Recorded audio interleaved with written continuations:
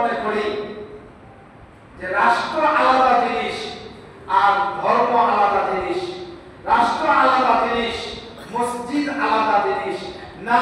এটাকে আলাদা করতে কোনো মুমিন আলাদা করতে পারবে না, কোনো মুসলমান এটাকে আলাদা করতে পারবে না, আল্লাহর কোনো বান্দা এটাকে আলাদা করার কোনো সুযোগ নাই।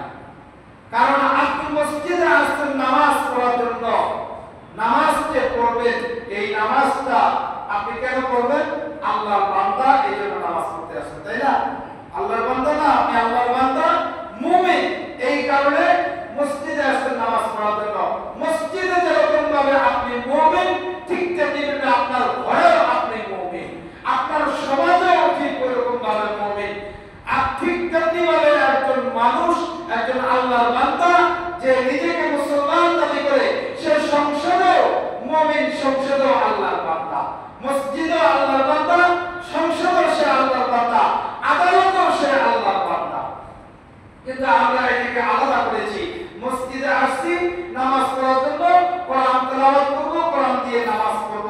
কিন্তু মসজিদ থেকে বের হয়ে যখন সংসদে যাব, মসজিদ থেকে বের হয়ে যখন আদালতে যাব, মসজিদ থেকে বের হয়ে যখন ঘরে যাব, মসজিদ থেকে বের হয়ে যখন সমাজে যাব, তখন কোরআনটাকে আলাদা করে ফেলি, ইসলামটাকে তখন আলাদা করে ফেলি। ইসলাম শুধু মসজিদে, ইসলাম মসজিদের বাইরে না, ঘরে না, সমাজে না, সংসদে না, আদালতে না, এটা ভিন্ন। এটা যদি কেউ এই বিশ্বাস করে, এটা হবে কুফরি বিশ্বাস, তার ঈমান নষ্ট হয়ে যাবে।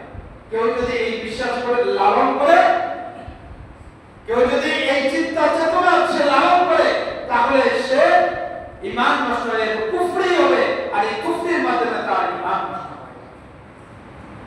এই জন্য আমার ভাইরা, রাসূল করিম সাল্লাল্লাহু আলাইহি ওয়াসাল্লামের কাছে যে সুদীর্ঘ 23 বছরে কোরআন নাযিল হলো, আর এই কোরআন দিয়ে তিনি কিভাবে একটা সুন্দর পরিবার, সমাজ, রাষ্ট্র তিনি তৈরি করেছিলেন, কোরআনের মাধ্যমে কিভাবে সুখী সমৃদ্ধ রাষ্ট্র পরিচালনা করেছিলেন, রাষ্ট্র প্রতিষ্ঠা করেছিলেন, এই ব্যাপারে কোরআনে কারীমের মধ্যে বিস্তারিত বর্ণনা এসেছে।